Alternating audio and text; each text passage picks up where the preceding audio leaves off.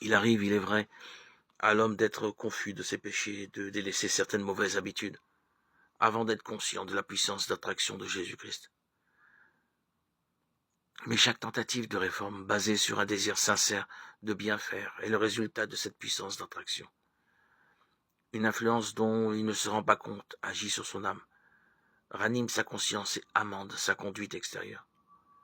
Et à mesure que le Sauveur attire ses regards sur la croix et lui fait contempler celui que ses péchés ont percé, les commandements de Dieu parlent à sa conscience. Il se rend compte de la perversité de sa vie. Il comprend que le péché a jeté de profondes racines dans son cœur. Il commence à entrevoir la justice de Jésus-Christ et il s'écrie quelle n'est pas la gravité du péché puisqu'il a fallu un tel prix pour la rédemption de ses victimes.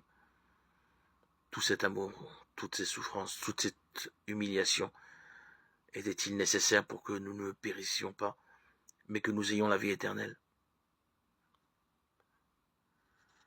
Le pécheur peut résister à cet amour, refuser de se laisser attirer par le Sauveur. Mais la révélation du plan du salut l'amènera repentant au pied de la croix, et il comprendra que ses péchés ont causé les souffrances du Fils de Dieu.